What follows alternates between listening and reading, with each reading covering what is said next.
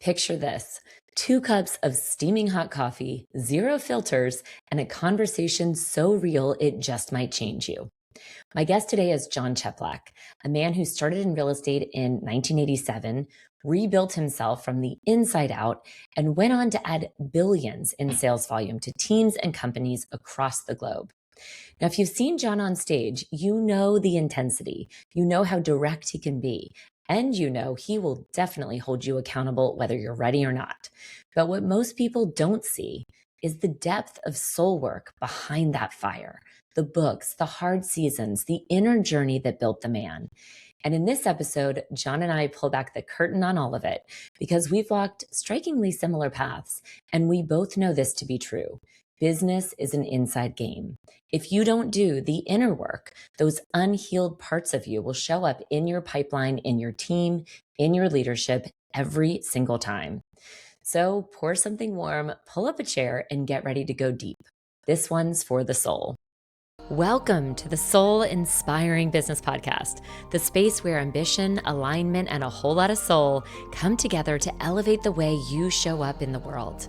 This is your space to activate what already lives within you, think bigger, and lead from your most expansive self.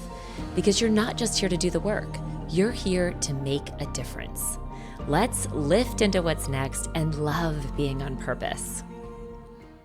Welcome to the Soul Inspiring Business Podcast, and today I am thrilled to introduce to you our guest, Jon Cheplak.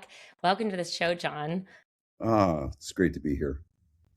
Awesome. Well, this came about from a conference we just recently met at, and I was, I've known you from afar, right? Mm-hmm. And but we were backstage talking, and I just, love your vibe, love, everything that you commit to. And I thought I couldn't wait. And I was so thrilled when, you said yes to being a guest on the show. Yeah. And, so I'm really thrilled you're here. And as I mentioned pre-show to you, one of the things that I will often do when thinking about, the energy of what does this conversation mean and what are we going to kind of bring about? And the thought that I had was of us sipping a hot drink together and having, and I asked you pre-show, what's your favorite hot drink? And you said, Coffee time with my wife. Yes. Yeah. Yeah. So Even I have the 7 nice Celsius in the in midday. There you go. So I think that's kind of the vibe and the energy of this is I think that when I think of you and everything that you've really brought to the coaching world and especially in the real estate space, I think most people when they see you on stage, one word would be intensity, accountability. Those are the hustle and getting there. But I'd also love to kind of understand you from also the relaxed offstage coffee time, Jon, and how do you find inspiration? What does that word mean to you? And maybe how do you think it's different than motivation? It's a really good question. Inspiration for me is who I get to become every single day based on the work that I do in personal development, the work that I do in moving a business forward, which is all ultimately the overarching inspiration is, I don't want to say moving people forward, because one of the quotes that I use that's a principle and I believe in, and it's true in business, is people move the money. When you look at the money part of it, we want to get more sales, we want to get more production, facilitating the movement of people forward towards what inspires them. That's inspirational. That's the fuel. I had a gentleman out here at our place yesterday. When I met him 9 years ago, he had 92 agents in his organization. He's a fine man too, because underneath it for me, it's not just the numbers. It's I think a parallel thing, just to go back real quickly, is seeing someone that really wants to live as their best version of themselves as a human being, in their marriage, as a parent, in their communities. but then also at the same time, the business success. So, seeing a gentleman that our first coaching call, he had 92 agents. Today he has over 800. Wow. And it could be, I mean, I don't coach individual agents, but I use a big number, and but it could be as something as simple if someone that sold 9 homes 1 year and eventually moved their business up to selling 80 homes a year. That's life changing for people. So Yeah. that's truly what inspires me is um, my personal development, and then also my professional development, and then seeing it facilitate the change of people's lives, because I've seen what it's done for me personally. So that's the big one for me. It used, you're younger, it's money and success and this and that. Okay, well, you get some perspective over time, and maybe it's just I'm close to 60, and so I'm growing up. I don't know. Well, I love that. I think maybe some of it is age, right? As you get older, you realize that it's really less about chasing the goal, but it's about showing up and making a difference in Mhm. whatever you're doing, right? And that becomes more rewarding. And it's an interesting cycle, because as you make a bigger difference in the world for other people, then you also increase your capacity for yourself too. Crazy. Wow. Yeah. Yeah. My You know? son's here. Yeah, my son's here. He to have a business meeting, and I mean, you just think about it. This goes back to the inspiration. I had my event here at the ranch. It's an hour up the road from New Orleans, and I mean, just an hour up the road from New Orleans, you can be in the middle of nowhere. But I will say, apparently, Harry Connick's Jr.'s ranch he grew up on is 15-minute helicopter flight. But I digress. Um, Oh, yeah, isn't that crazy? wow, very cool. Fun Yeah, fact. yeah. The guy who owned it before, apparently, I think he flew here in his helicopter, and then they got jumped in his helicopter and said, "Let's go look at Harry Connick's." But no, think about this, and this goes back to what you talked about with inspiration and passing it on, being a vessel, because so many people. I mean, that's the thing is, abundance inspires me because it's this flow. When you block the flow of what's come through to you, I'm telling you, like people think it's a strategy or a tactic or this or that. No, it's universal principles. It's law. Down the road, an hour away, my son and a coaching client of mine, Brandon Birdingham, who's been a coaching client for 9 years, the inspiration of long-term relationships, longevity, okay, the long game, and then the long run, how you feel about what you've created and what you're experiencing. My son's up here. He wasn't even in the business. Now he's coaching the best in the world. And he's never sold real estate, but he got the principles because I passed it on. What brilliant people passed along to me. Mm, And he had to prove himself. And I'm hard, but mm, I'm not hard. I do what's right. You got to earn what you get. So, I mean, Brandon, same day I'm holding an event, most people would say, "Oh, you're competing." And shit. No, we're both winning together because we're all three of us. So, yeah, yeah, I mean, it's really, really neat. It's really, really fun because I promise anyone that's listening to this, you want money? You got no idea what the money's going to come your way when you operate that way. You have no idea. No yeah. idea. Yeah. So, Interesting. You said a lot of times people block the flow. yeah. How do you see people blocking the flow? Oh, it's scarcity. It is, uh, everyone says they're abundant until it's time to be abundant. I'll give you a great example.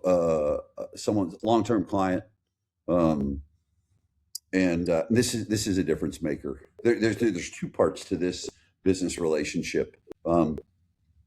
Spring Benson has built a huge business, multiple businesses, big downline, um, good marketer.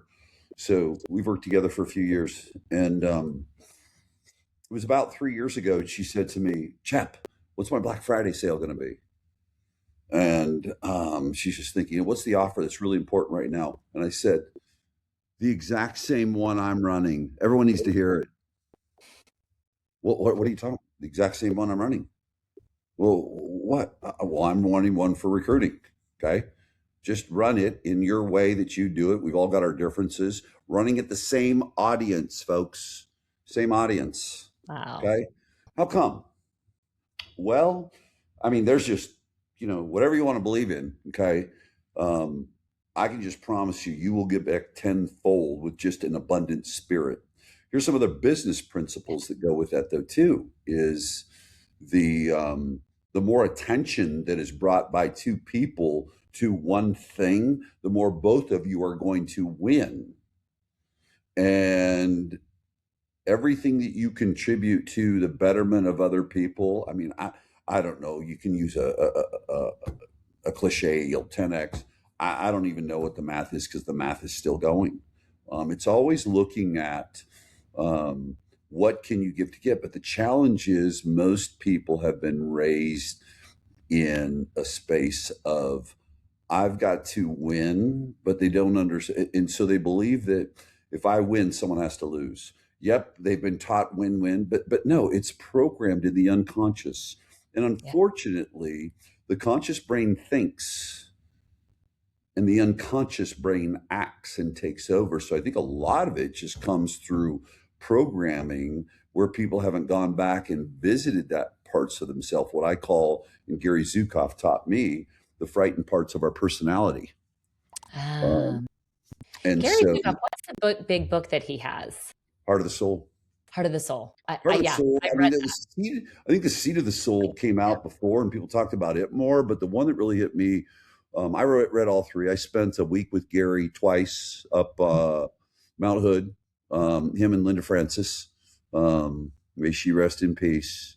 Two different times. He was interviewed on Oprah. He's been interviewed on Oprah more than anyone. Wow. I remember his interview actually. I remember watching it when He's epic. that was back in what, the 2000s, early 2000s, late Yeah, 90s.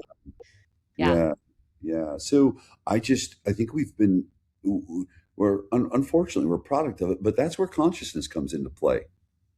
That's where Mm. consciousness and that willingness to be humble, vulnerable, transparent, and really look underneath everything that's going on. You see out here, that's not where the truth is. The truth is underneath, and the truth is in the programming that people have. And so I'm so worried that if I get, I just, and you can say it and we see it, but like if you share with everyone what you do to help them get forward, I promise you, you're going to move forward. You winning is not about someone losing. You winning is about how you make other people or help other people win. So I think, in its simplest of terms, it's just old bad programming. Yeah. And that's why the other cliche is don't compare yourself to others. See, and you know this, and which is great, and why we connected well, and just where we think, and is that don't compare yourself to others. What? How do I know what's possible? Well, here's why you can't compare yourself to others, because you don't have the emotional maturity and the emotional intelligence. Mm. Because you see someone getting more, then you come back to the win lose principle.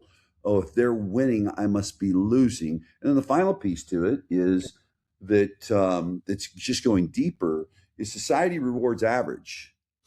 And so if society awards a bulk of people in average, then someone who's doing more is judged. So yeah, it's a wild, simple principles, but I get it because people, it's the programming of the past that really does that to people. I think that's in its simplest of terms.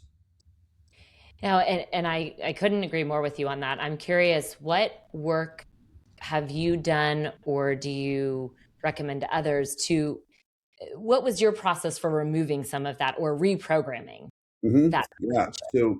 So the first thing was, I got sober. It'll be 18 years, July 21, Mm. and from geez Louise, from 21 to 40 something.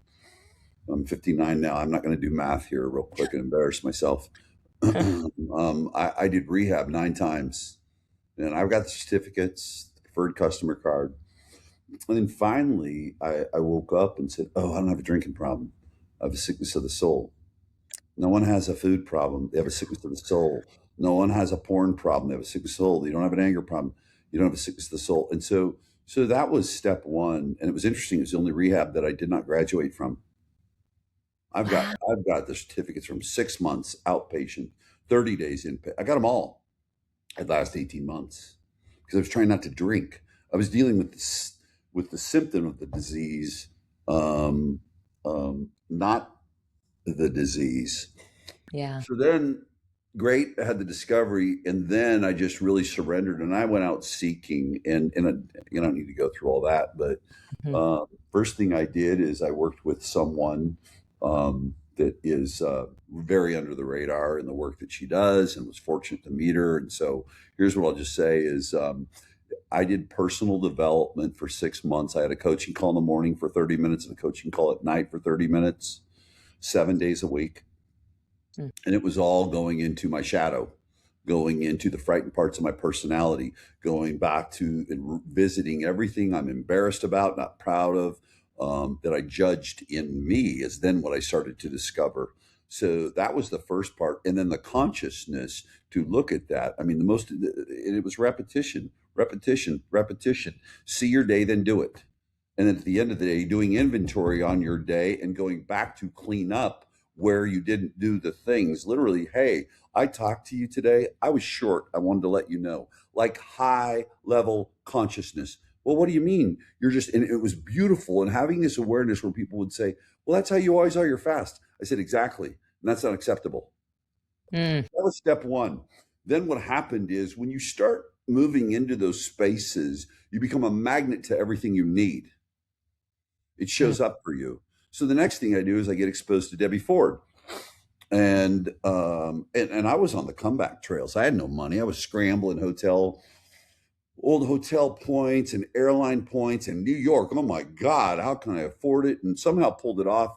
And I went through her shadow training, Mm. shadow experience with her. So the shadow effect. And so I'd tell anyone and everyone that book's really, really good. Marianne Williamson is great. Deepak is great. But there's 3 sections. It's like 3 chapters, really. Mhm. Go read Debbie Ford's Shadow Effect, her 145 pages in the middle of that book, and then read it again and read it again and read it again and listen to it again, and the game will change. So it was that work, and then it was Gary Zukav, but everything was about, um, I would say this just to kind of put a bow on it. Mhm. Nothing's going to change from things outside of you. Well, Debbie Ford's outside of you, Gary's outside of you. No, they're facilitating the things for your discovery of the things inside of you for you to visit. The answers are, you want to change your outer world, change your inner world, everything. So it was that first thing is surrender, period. And you talk about a coaching call, 30 minutes in the morning, 30 minutes at night, 7 days a week for 6 months. That's surrender. I would guarantee you 99.9% of all people who will ever hear this, watch this, have never done that. Yeah. Well, that's too extreme. Fine, don't change that. No problem. No judgment. Okay. So it Right. was openness and willingness. Mm. And when you have an openness and willingness and you're willing to take personal responsibility, the right things show up. So that was my path. And the final piece to it is I didn't then continue to seek. I had this, and we had talked previously, Power Now, or actually on my Zoom before, I was telling people about Power Now. Yeah. Eckhart Tolle, Power Now, Heart of the Soul, Gary Zukav, Shadow Effect. Boom. 3. And you know what I do? I don't go and try and get through a whole bunch of new books. It's so interesting. I read 375 books. Yeah, you got through 375 books. What'd you get out of them? Mm. I'll wait.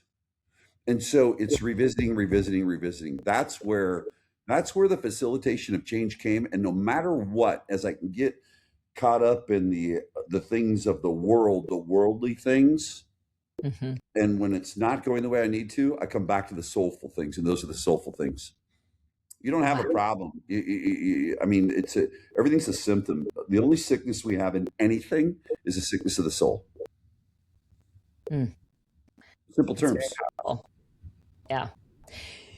I also think it's interesting because when we think about, and actually in many ways, this was sort of the evolution and talking about these types of subjects in a Mhm. business platform or a business That's podcast, because great. There's even more of it.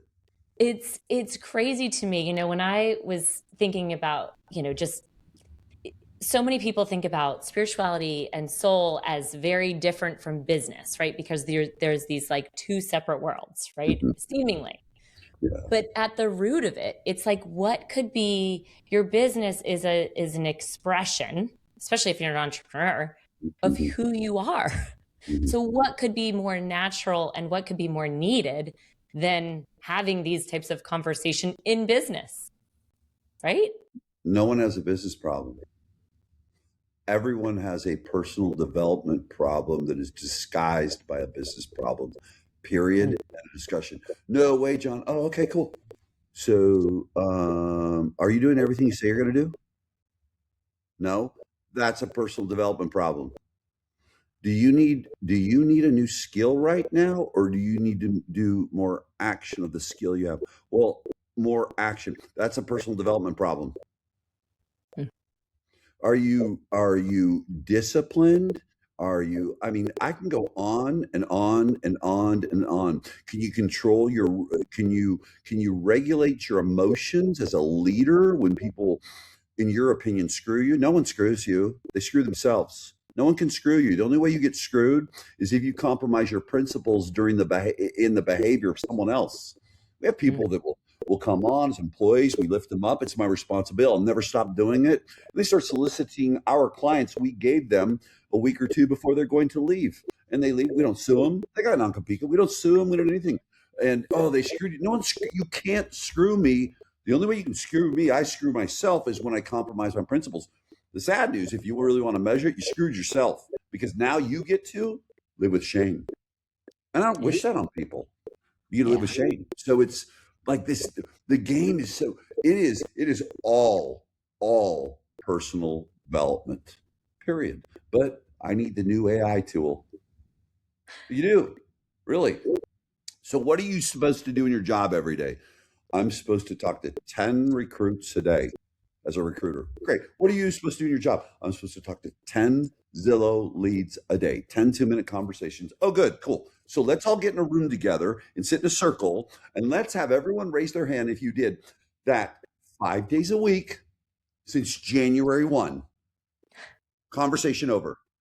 That's a personal development problem, period. So yeah, I'm pretty clear on that one. yeah, yeah, Always. yeah. Wow. And Mhm. when did you see, so you went through the work. How Mhm. quickly did you start to see things turn That's around really for good. you? Woo. I think it happened really because I think it was a year into it. I think fear kept me sober in the first year because it was, you know, people always exaggerate the stories. No, I was in the hospital 3 times the last 7 days of drinking because of alcohol withdrawals, which you can die from. Um, so fear kind of kept me sober. Um, but then I went and I was doing the work a little bit, you know. I think gratitude carried me through that. I mean, I'm just so happy I'm alive at 41. Mm, Um, and that baffles me because I think of people that are that low and don't. But that's a whole other topic. It's a mystery. yeah, Um, but so the first 6 months of that coaching, I sought out and found this person. yeah, And really, it was just a reprogram, be a robot, be a robot, be a robot. I had to learn to surrender, get my ego out of the way. There was that. Um, and um, then I started to see things happening, because one of the things she told me when she started working with me is, and it was very interesting. And so these little shifts, where right now real estate agents see this different, team leaders see this different, going from 21 to 24, 25, and 26, and what's happened there. yeah. This thing will come back. She says, because at first she told me, I refuse to work with you because your ego is so big. I had to take a shower. I don't know if I mentioned that to you when we were backstage talking about that. Oh yeah, she No, met me and no. said, she met me. I flew to Hawaii on the Big Island, which is known as, if you look at the chakras, it's a replica of the chakras. That's the healing. That's the base. The So she, heart, or which? Yeah. um, yeah, the base chakra. Oh, okay. Yeah. Okay, got it. So the grounding. Yes. He says, drives back. I can't work with you. I felt dirty being around you. I'd take a shower. How come? Your ego, you just reek of it. You're just, and I went in my head, but I'm sober 13 months. in my head. Oh yeah, you've been here before, and you revert to form every time because you didn't surrender. Mm. And so, in that, she said, I said, I'll do whatever you tell me to do. She gave me Mm. 24 hours and I worked with her. So she came back around and says, okay, good. So here's the deal. I'll know. I will fire you. I won't work with you if I know you're not doing the work. Well, how are you going to know? I kind of, well, I said, whoops, there's that cocky part. Right. I'm Like going at to least know. you're I'm helping ready. out. And everyone needs to hear this. I'm going to know if life gets real easy for you. What? You've walked for 20 years into a deep, dark forest to walk back out. Okay. Think about that. You're not just going to Just pop got back out. goosebumps over. Yeah. You're going to walk back. She said, I'll know you're doing the work when you have problems showing up consistently because you're going to be cleansing and clearing and facing and encountering things because listen, you don't get better by just being a good person. No, you get better and you grow by, of course, the cleansing and clearing of the past, facing those things of your past, but also how you encounter the challenges because you've got a wreckage of your past. You've got a series of misadventures that you don't just get to throw in the trash back there. So when she told me that, that was a shifter because then things showed up. And so I had so surrendered. I said, well, here's the opportunity. This is happening. Shit show. And she said, great. This is what we expected. And this is called life. And everyone else has it. But see, we react different ways. So I think that one there, that was profound from the beginning, and then my willingness when it showed up. So now it's like I remember when things started. I said to my wife 3 years ago, "Oh man," I said, "We've been on borrowed time, 10-year cycles. We're in year 12 of this good run. It's going to get crazy. People are going to struggle. There's going to be money problems. We've heard." I said, "We're going to crush." And it wasn't some motivational speech. It was just this knowing, because Yeah. hard is, I hate the word. It hate's a pretty strong word too. It's, oh my God, opportunity. So I think that point, that there, because then what happened to be able to get through that, what then kicked in is you can't change what you don't own, was the other principle she taught me. So when you have that where you're seeing everything that comes to you as opportunity, and Yeah. then you're forced into personal responsibility. How can you not move forward in life and business if you see everything? Oh my gosh! By the way, I'll do some simple math for you, folks. You don't get paid to handle easy things. You get paid in direct proportion to the amount of problems and how big the problems are, and the money goes up accordingly. So I don't know the reason that you're resisting hard. And then if you want to change things as you're going along, you got a personal responsibility. So I would say right there it hit. And then at that point in time, though, it was very important to me in the trajectory of my business. I was broke. I owed the IRS $4.3 million. Credit cards were 500,000. I refused to file bankruptcy because a mentor told me that no, you're going to do all the right things. So Mm. then it was finally, before I got into the work thing, I only worked 30 hours a week for about, like people see this intense go, go, go. I worked 30 hours a week for about 5 years Really? because my personal development was everything. The foundation was everything. I had to have my toolbox in place to the point where I didn't even have to go looking for the tool. It became unconscious. And so, yeah. But yeah, it was when she told me when problems come, we're doing the right work. Yeah. And then when problems come, if you wanted and something's showing up the way you don't want it to, look at how you participated. That's freedom, man. That is freedom.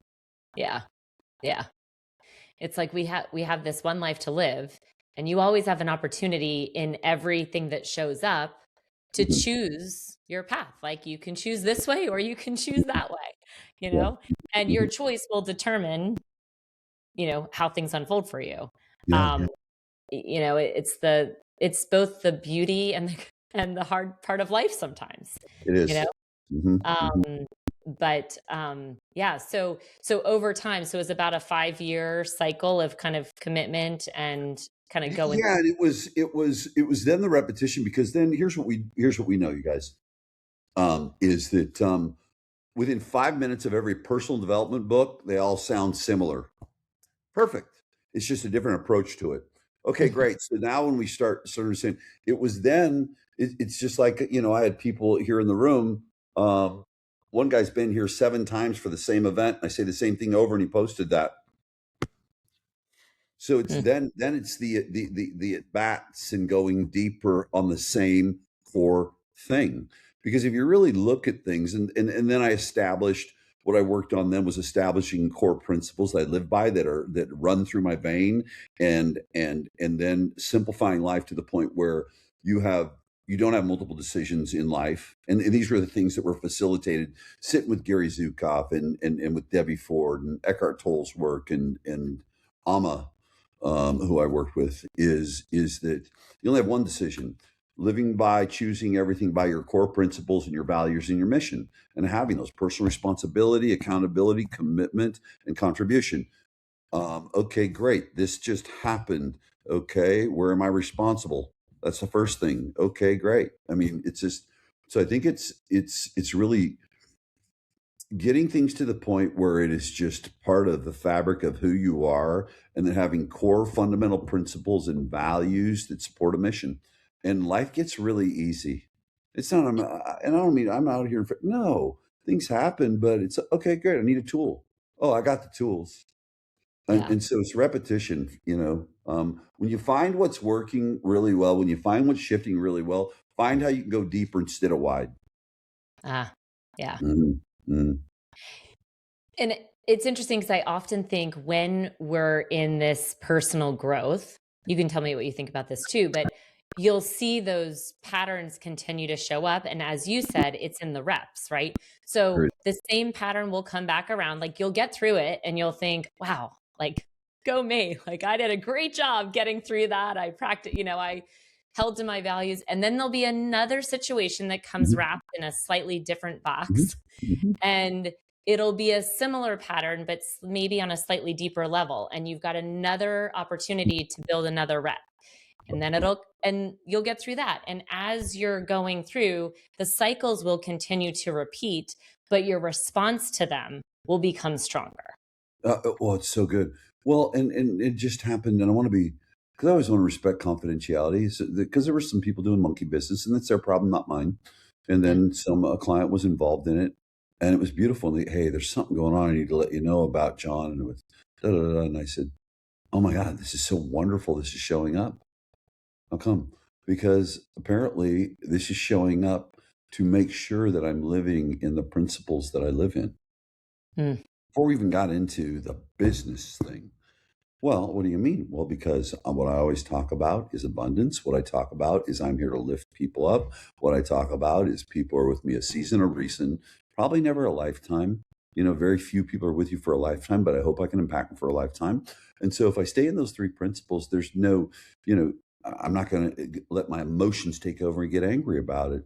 And so here's what we're going to do about it, which was in contrast of what anyone else would do, what anyone else would do. And so they are, yes, they will always show back, because Malcolm Gladwell talked about this, I think in the tipping point, I think it was.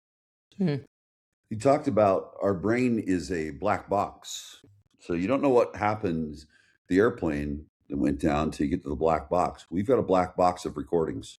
We've got the recordings, and the way that brain functions is, and the reason that people revert back to form, that's the risk. Is, are you reverting back to form, or are you going to use the tools that you have?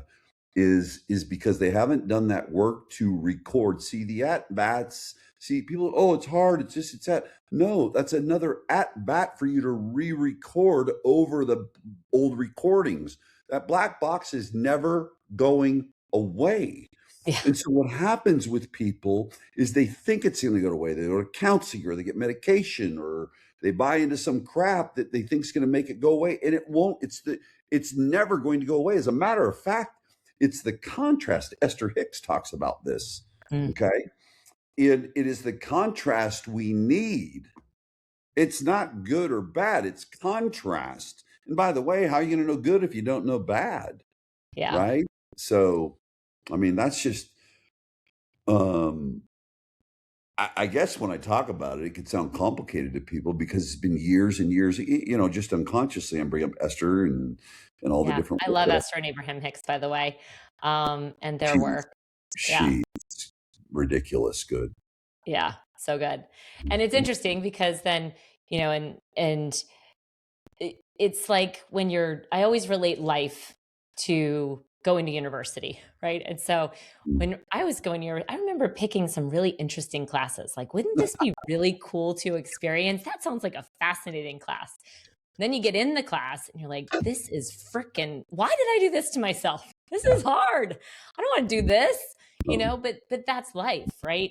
that We is. we get in the thick of it when we're, in whatever beliefs you have, but if we're getting into the maybe our earth school and we're deciding that our soul is going to learn certain lessons. That's it. And as you said, you don't learn from the good, unfortunately. You learn more from the challenges. And when you get on the other side, you can appreciate the challenge through a different perspective and say, wow, like one of my hardest relationships where I was literally a pool of soup on the floor. I mean, it was hard, emotionally abusive, terrible.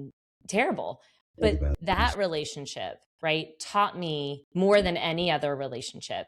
Uh, It brought me into a place of healing. It knocked me to my knees, the floor, so that I could then figure out, how do I pick myself up and, really own why I may have picked out and sought this lesson, right? And how can I choose differently? mhm, And mhm, so, but that's the hard part. That's the hard, that people want to, like, to your point, take the easy way, mhm. but it wasn't meant to be the easy way. And also to your point, as you have the reps, it does get easier. It does. Yeah, I was yesterday's event. We call it KFR. It's not a shameless plug to it. KFR Recruiting Mastermind. Keep freaking recruiting. Um, and I was taking people through the recruiting interview questions. And one of the questions is, tell me the most challenging thing you've gone through in your personal life, you're most proud of, that you got onto the other side of that you got through. And I ask it for many reasons. I don't think people. I think people think they're a lot better than they are, and I don't think people know enough of how good they really are. I think there's both that happen in Mhm. certain areas, and I think there's so much shame that people have in things that they look at the judgment of what they went through instead of the victory of what was on the other side. And I do it for a few reasons. Because the other principle that I was taught is this, and it's very true: your future's in your past. Mm. The only two things you can honestly tell me: what you don't like and what you've experienced. Period. Well, I think this, I think this, I think this. I see all these people predict what's going to happen in the real estate market. It's just what a gong show. I mean, it's like, everything is. So when we can grasp onto that and embrace that and see that, oh wow. And the reason I do that, because my job is to facilitate people forward in their personal lives and professional lives so they can have dreams, hopes, and desires take place. That's it. Happens to be tied to money. Well, when I can get them to gain a borrowed belief, people talk about borrowed belief from someone else. No, you've got plenty of borrowed beliefs, but the problem is you don't want to visit when you were abused. Mm. You don't want to visit when you were a criminal. You don't want to visit when you went to jail. You don't want to visit. You don't want to visit. You don't want to visit those frightening parts of your personality. Well, how sad that is, because when you thought it was all over, you were able to persevere. That's where the magic is every single time. I mean, nothing good has happened. Like anything big in my life is on the other side of something really, really challenging. Yeah. I mean, big time. We're sitting in, my daughter's had 6 heart surgeries in the last 18 months. Wow. Uh, what's beautiful, she's had 30 some total in her life. And when you compact them in that time frame, do you think your family gets closer? What a gift. I can Mm. set it over here. Okay. What a gift. Let me tell you all the gifts. I'm a leader, and I'll watch people's life, their week being, ruined over a broken shoelace. And so, oh, this is why this was given to me. This was given to me to be an example that this is when you really rise up as a leader, when you're going through something and someone's crying over here over a broken shoelace. So you've got all these tools. Doesn't mean you don't have a lot of times on your hands and knees crying. It's okay. That's healthy, actually. You should do that. But yeah, that's where the problem is people don't hear it. Well, they hear it, but they don't listen. People tell them that's where the opportunities. People tell them boundaries, restrictions, and accountability is where the magic is and where the freedom actually is. Wait a minute, boundaries and restrictions are going to give me freedom? Yeah, yeah. Going back to the frightened parts of my personality, the terrible things. That's the first thing Gary Zukav did. 50 of us on a mountaintop on Sunday, 6 p.m. We met, got everyone in a circle, and the first thing he said, I won't go into it, but he said, so, you're all not here because everything's good. Y'all here because you want something better. So who wants to go first and talk about the thing in their life that's getting in the way? And it was wild. Someone stood up and shared the thing that happened to them. Huh. Traumatic. And Gary in his way. Awesome. We're going to sit here this evening with you and learn all the amazing things that have happened in your life.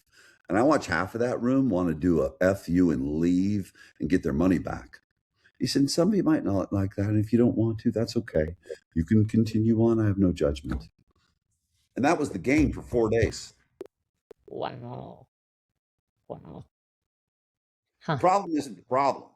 Yeah. Right. Problem's never the problem.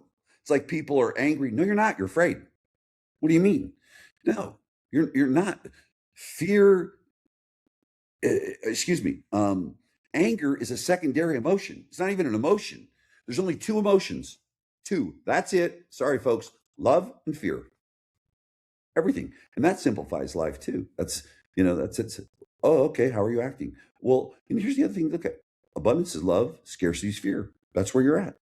So right. Not that hard. Yeah. We make it so complicated. Yeah. How do you know what I also think is really interesting about just you is, and I think it's really admirable. It's like when you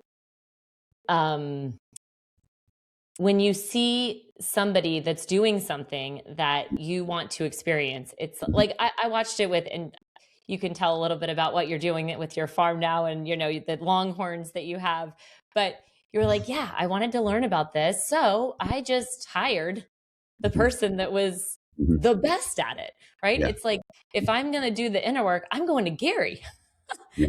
Has that always been something within you that, like, how did that come about? I think it's that time at the like it was finding the right teachers. How do you find the right teachers? Well, and there you go. See, watch this, folks. If I didn't have 21 years of, because some of you listening here, you think, well, I just want to get some information. I don't want to be held accountable, and I'm not saying you're bad or wrong, but I'm telling you, your growth will go to the depths of your growth will go to the heights of the depths of your willingness to be humble. And so it goes back to that point. It was Hilton Waikoloa Village on the big island of Hawaii. There's a point out there, and we were sitting down in the grass and having that conversation. I'll do whatever. And then her calling me back, and then me being back in my hotel room, calling me back later, and me just saying, I'll do anything. Yeah. I'll do anything. And so it always comes back to everything's humility. And the problem with the obstruction to humility is people being so concerned of being a doormat. They don't understand that your power is in your humility. It just is.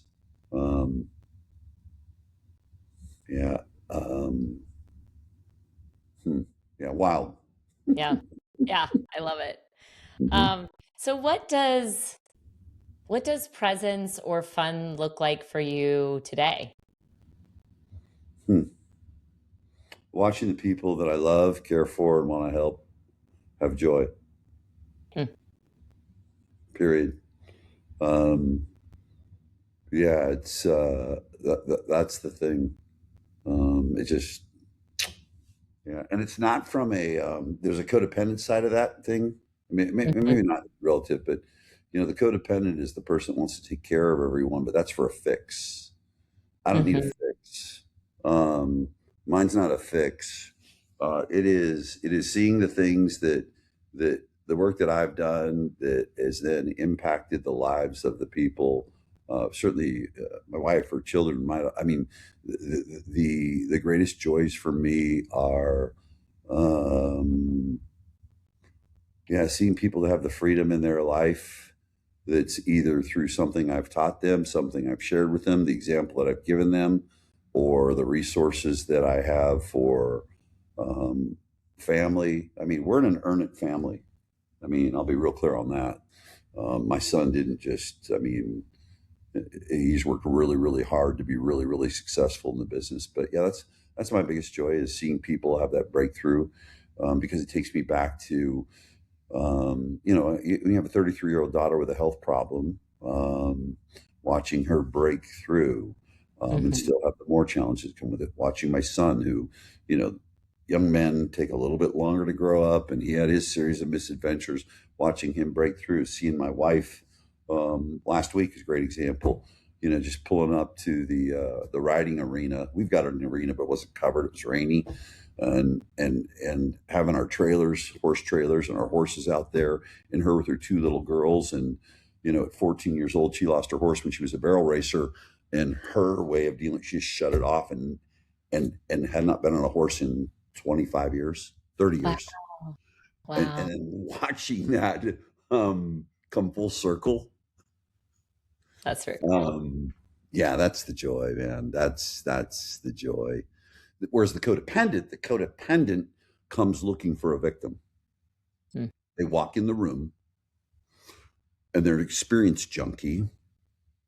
And while it can be masked in, I'm going to do something good for you, it's 100% for them. Mm. And then Yeah. what happens is they become the sick one. Well, they already are, but it gets worse. But that's now I'm going down a whole other rabbit Yeah. trail. You know, I We could, can I, we can talk a lot on that too. yeah, Yeah. yeah. That's a big one for people in business growth. You look at people in business growth, codependency. Oh my God, it can codependency can get you somewhere, but you're going to hit a hard ceiling and Yeah. an implosion of both you and the business, big time. Because all it was, and it's hard for them to say, "Well, I'm helping." No, not no. You were helping. It was all a manipulation. What? Go. Here's a book on codependency. It was all a manipulation for you to get your fix, and you were able to go getting your fixes. But guess what? You've only got capacity to get so many fixes. Yeah. But yeah, like I said, I could go down a whole other path on that. Well, what's funny about you saying that is, that relationship that I talked about before, it led me to Codependence Anonymous, which was Oh, a good. group that I, Yes, went weekly to good for you. and many times a week. And the book by Ben Liddy Beatty, Codependent No More. I mean, it's a Mm. real thing, right? For a lot of people, for most people, Well, let me probably. ask you this. Oh, that didn't help you in operating really in principle and standing your principles at a higher level in business. No, not at all. Of course it did. Yeah. Of course it did. I guarantee that work you did internally took you to another level. Not because you had something that was, there's two parts to it. There's that part of, oh my God, I'm just dysfunctional. I went through a relationship like I can't even function. Okay, there's that part. But no, I'm talking about, okay, great. I'm back on my feet. I got my line. Then you walked in business meetings and situations. You're a whole different person. Oh, imagine that. Yeah. Yeah. To your point Mm. from the very beginning, what was the quote you said? Your inner world will define your Oh outer yeah, world. yeah. Listen, you want to change your outer world, you got to change your inner world. You can't change what you don't own. Period. So it's like people. I love this one. My ex-husband, my ex-wife. Oh, you're gonna carry that one to your grave, aren't you? Yeah, of course you will, because you can't change what you don't own. I didn't do this, and this, and this, and this. You picked them. Well, but I didn't know. Oh, you didn't know. And this is truth. Good. They surveyed 1,000 women who got divorced. When did you know you were getting a divorce? You know what 999 said? When I walked down the aisle. Really? 100%. When they did the deep work and asked them questions, 100%. Wow. 100%. See, watch this. Listen, we've all been there. I still catch myself. You know, I say to my clients, I say this: it was a red flag. You just didn't want to pay attention. Yeah. And Yeah. you know what that is? Ready? Comes back to the thing I talked about. Ego. Mm. I'll fix him. I'll fix her. She'll change. They'll change. Listen, okay, great. Let's play in the controllables game. Let me know how that goes. That's an uncontrollable. Yeah. Like, yeah. So So good. crazy stuff, right? Crazy. I love this conversation so much. I can't wait to share it. Good, Uh, good. so, question for you: do you do any type of meditation or journaling or any kind of your own? Do you have your own practice Yeah, I of? don't have a practice from a standpoint. It's very interesting because I've come to understand myself, and I think it's really important to be yourself. Um, I Amma taught me this. Meditation doesn't mean you got to sit in a freaking Lululemon outfit and make no. Meditation can be listening to music, walking and thinking, and mantras and affirmation. So yeah, I have my form of it 100%. And what was really neat is she's very broad. It wasn't this restrictive process. That and I write a lot. A principle I believe is, and actually it's pretty neat. What she says it in a different way, but one of Alanis Morissette's terms, it wasn't this verse, but it was um, get. We must constantly get what's killing us on the inside outside of us. And when we take pen to paper, not typing, we take pen to paper, okay, it is psychologically it is getting it outside of us. And then the other part, what's really important is, I believe in any thought that's important or profound, we've got to see our thoughts. So that's about the extent of my practices. Mhm. um, is to anything that's killing me on the inside, and killing is a, for context, that's not moving me forward, supporting the mission, is I got to get it outside of me. Number one. Number two, see my thoughts. Then number three, I'll go through my principles and process and look at, is this a controllable or an uncontrollable? How did I create it? What can I do to change it? Is there anywhere I need to clean up in it? So that's about Mm. as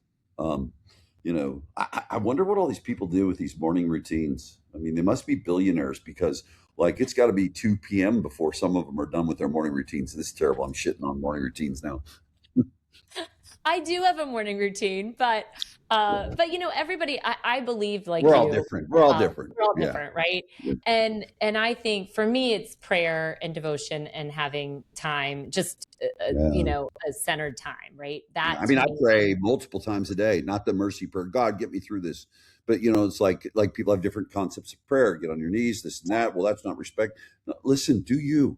I'm talking to Exactly. God all the time, man. Yeah, Believe me, I need him. yeah, we all do. Yeah. Uh, it's one of the mantras that, or not mantras, this is really more of a prayer, but it's God, bring me the people. It's a daily prayer. God, bring me the people that I'm meant to serve, Mhm. uh, and lovingly remove the ones that I'm not, Yeah. That's it. and then Yeah. just trust that, the right people will show up for you to serve. And the people that you're sent are the people that you're meant to help. Mhm. Or maybe they're meant to test you, Yeah. Yeah. Yeah. speaking of many of the things that we've talked about, but um, or help you relearn that pattern, Yeah. and develop a stronger rep for the next time. But the other question I had for you, it came up when you were talking about the getting out your thoughts and words, Mhm. was have you ever heard of the book, The Artist's Way? or it's a creative process, the artist's way. I'm forgetting, I think it's by Julie Cameron. It's old, but it was all about stream of consciousness. What reminded me of that is this idea of getting out so the concept is for 30 days, it's called the artist's way. And it talks about creativity and that you've got to sometimes just get out what's living inside you. And you do that through writing. And so, but again, going back to your point, I'm sorry. I think bless you, whatever your version is of meditation, it's really about coming back to center, right? And everybody has a different version. I've asked that question, and some people say, I get on my motorcycle. That's meditation for me. And I drive. I just now sit and hang over the fence and look at my cows. There you go. I marvel at life, marvel at God's creation with those little calves that pop out. And now it's so awesome. It's presence, right? Really what meditation is at its core is its presence. Yeah. And so whatever can get you to presence. So that's it. This has been just an amazing conversation. Thank you so much for your time, making it happen, having this, imagining a hot cup of coffee or a hot drink as we're sipping away, talking about all these amazing things. And it's just a joy to be with you. So thank you so much. Thank you. Appreciate it. Thank you for spending part of your day with me. If this episode moved you, inspired you, or sparked something new, take 10 seconds to rate, review, or share it with someone who would love it too. It's one of the best ways to help this message reach more people who are ready for their next activation.